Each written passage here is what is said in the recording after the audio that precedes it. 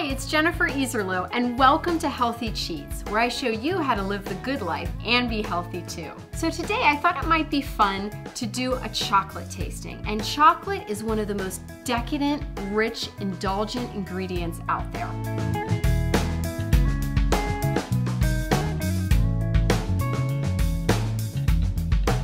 So I've prepared a little chocolate plate here for you that contains all different varieties of dark chocolates. So when you're putting together a chocolate plate, you want to make sure that you have a lot of different options. So I have two dark chocolates here from France, and noir means black or dark. And this one's 66% cocoa and this one's 67%. So I thought it would be interesting to compare the two in intensity and just find out if 1% really makes a difference. And I tell you it does. Now here I have a dark chocolate that has sea salt in it.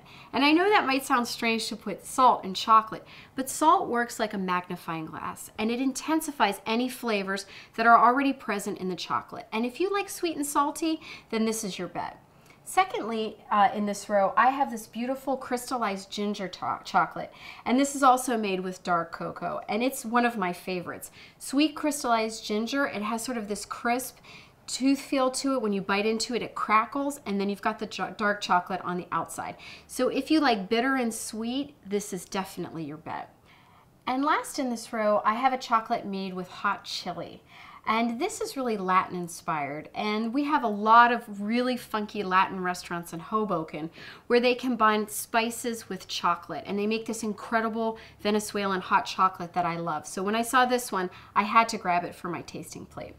So remember, when you put your plate together, you want to put different textures, different ingredients on the same platter, but always go with dark chocolate. That's where the health component is. Cacao, or the bittersweet portion of the chocolate, is where all the antioxidant goodness is. So if you're doing a milk chocolate or a processed candy bar, you're really not getting a lot of those antioxidants. The second thing you want to think about is portion size. And this chocolate is pretty rich and powerful on the palate. So you can go a little bit smaller when you go to do the tastings. You want to really break up the pieces. Next, you want everything room temperature, because part of the decadence and enjoyment of having this chocolate is to really savor it. And if it doesn't melt in your mouth because you've had a glass of cold water, then you're missing out on one of the joys of chocolate tasting. So what do you do when you have leftovers from your chocolate tasting? Well, today I'm going to show you how to make a super rich and fluffy chocolate mousse. Now, I learned to make this chocolate mousse from my roommate, who's from France. And one of the reasons I love it is not only does it start with dark, rich chocolate, but it also uses the best, most wholesome ingredients. And it's really simple to put together. So the first thing we'll do is chop up this dark chocolate that I have here. Now, if those gourmet varieties that I showed you aren't available, you can really use any dark chocolate that you find in your local grocery store. Just remember that it has at least 60% cocoa in it. So next you're going to chop this up, and again, you can do this in a food processor. If you don't have the knife skills, don't worry about it. Or you can even buy chocolate chunks that come ready in the bag. So we're going to add this to a small saucepan, and I know a lot of people think that you have to do a double boiler, and a double boiler is when you have a container inside another container with hot water. But as long as you keep this on low heat, it's not going to scorch, and it makes the process a lot faster. So to this, I will be adding some margarine. Now, I know what you're thinking already. Margarine, how can that be healthy? Well, first off, we have a lot of fat in this chocolate. Even though you have the antioxidants, you still have to think about the saturated fat content. That's unfortunately the bad kind of fat. So I'm adding this margarine instead of the butter because the margarine is low in the bad kind of fat, saturated, and high in the good kind of fat. So just remember to check the ingredient list when you're looking at margarines. If it says hydrogenated anywhere, then choose another brand. So we're going to let this melt down. You can see how luscious that chocolate's already looking. And we'll let it heat over medium heat for about 1 to 2 minutes. And if you notice that the edges look like they start to get a little dark, you want to turn the heat down to low just so you don't scorch the chocolate.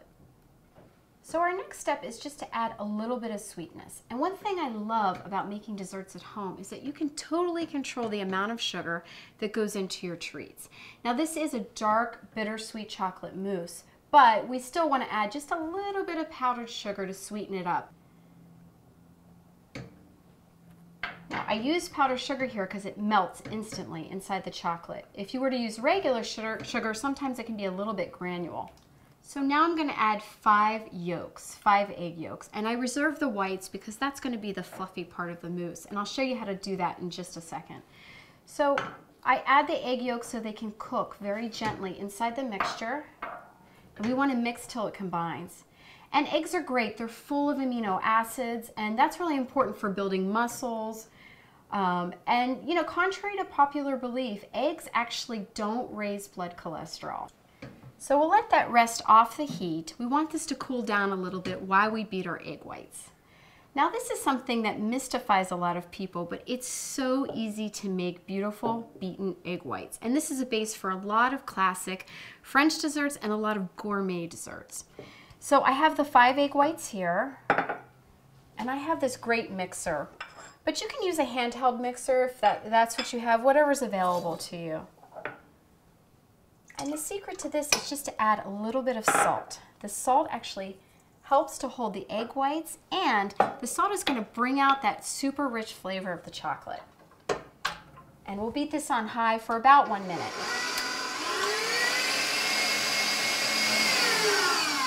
So these egg whites are perfect. And I'm going to show you a little tip so you'll always know when they're just right. Now this is what my French friend Hélène showed me. When they really cling to the bowl, you can see how they're just clinging to the sides, they are set to go. So next, we're going to fold a little bit of the egg white into the chocolate just to lighten the mixture. If you put the egg whites in all at once, sometimes they can deflate, and that's what makes the foamy part to the chocolate mousse that we all savor. Okay, now that we've lightened up the chocolate, we're going to pour this back into the egg white mixture. And I'm going to explain to you what folding is. That's another one of those mystery culinary terms that I think people get tripped up on, but it's the easiest thing in the world. Okay, so folding is just this motion where you're pulling the chocolate up through the egg whites. And again, the reason we do this is so that we don't deflate them. Now at this point, if you want to add a little pizzazz to this, you can crumple in some toffee or put some crunchy cereal just to give it a little bit of extra bite. But I tend to like the classic, and I find that it's really elegant after a dinner party. So you'll put it into a glass bowl. And you can do this up to a day in advance. Just remember to cover it with some plastic wrap and put it in the fridge. And you want it to chill for about 2 hours at least before you serve it. And I'm going to put some chocolate shavings on top. This is a really easy way to make a gourmet, gorgeous topping for this rich and decadent mousse. And I use my really sharp potato peeler, which I love. This one happens to be from Switzerland. So I'm making these curly cues with my peeler, and I can just sprinkle those on top. So this is ready to chill, but I've already got one that's ready to go in the fridge. Voila! So now you have antioxidant-rich mousse that's fit for a king, but made by a queen. Bon appétit! So the first thing I notice with this mousse is that deep dark chocolate hits my palate. Secondly, I sense a little bit of the salt. Now egg whites also contain salt, so that helps to also magnify the richness of the chocolate. And of course this texture, I mean look at that, incredibly gorgeous. And if you like, you can put this in the freezer and enjoy a frozen chocolate mousse. So now you have a rich and decadent chocolate mousse recipe that won't overload you when it comes to calories. Thanks for joining me. It's Jennifer Iserloh, and I'll see you next time on Healthy Cheats. Hey everyone, if you have a great recipe that you'd like to see me do in a healthier way, just let me know. You can send a video response or ask your questions in the comments below. I can't wait to hear from you.